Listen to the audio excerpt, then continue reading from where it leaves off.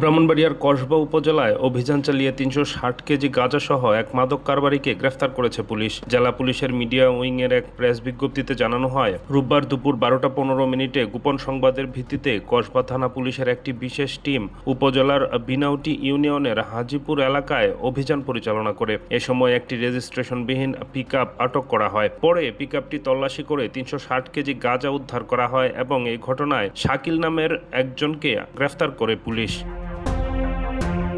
Police জানায়, প্রাথমিক জিজ্ঞাসাবাদে গ্রেফতার ব্যক্তির বিরুদ্ধে আগে থেকে ৪টি মাদক মামলা থাকার তথ্য জানা গেছে।